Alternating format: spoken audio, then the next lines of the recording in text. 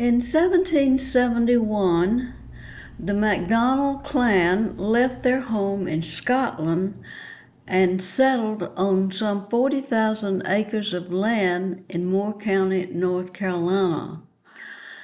They came to America because the British was persecuting them for their support of Bonnie Prince Charles, the Stuart pretender to the throne of England.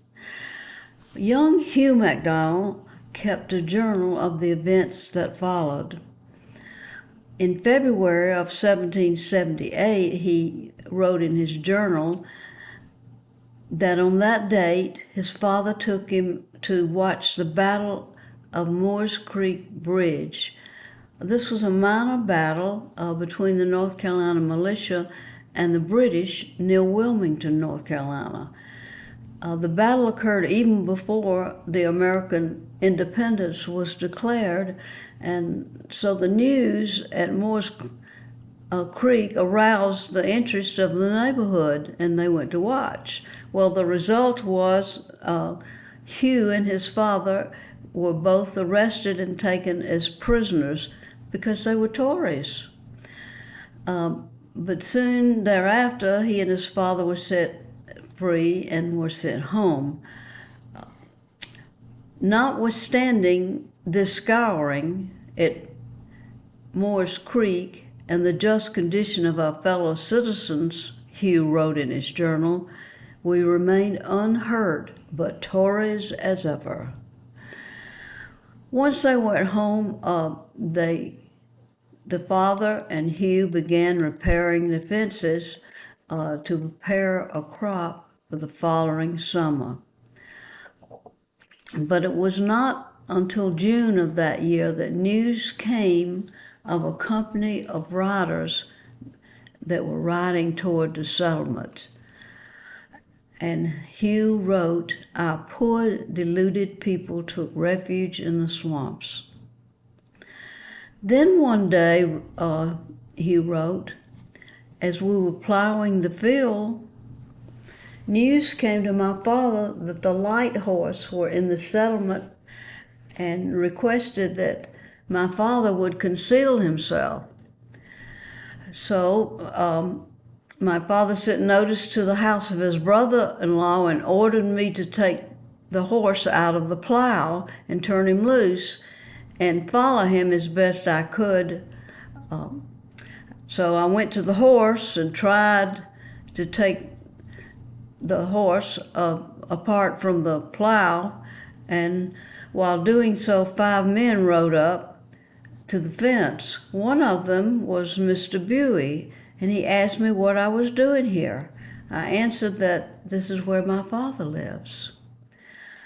"Come," he said, "come and go with us and pilot us through the settlement, for we have a boy here with us now who is 6 miles from his home and is tired enough." I told Mr. Buer that I could not go, for if I did, my father would kill me. He then alighted from his horse, walked into the field, and ungeared the horse, and took him outside the fence. Then he restored the fence, and leading me by the hand, put me on a horse behind one of the company. We then went to Daniel Shaw's, thence to John Morrison's, the shoemakers, from there to Hugh McSwain. Here I was ordered to go home, but I refused and went with him to the muster at Eagles. The next day, Colonel Philip Austin appeared at the muster, and his men told him that they had to take a boy to pilot them away through the settlement, and they could not get clear of him. Then the colonel personally insisted that I go back to my father, but I told him I would not, for he had told me the consequence of my going with him before they took me. So this is how Hugh MacDonald became a private in the American Army and fought in the Revolutionary War. One evening, he tells, when the brigade was on parade, I left my tent and went to a fresh running branch. The water was falling over a large poplar root and had made a deep hole.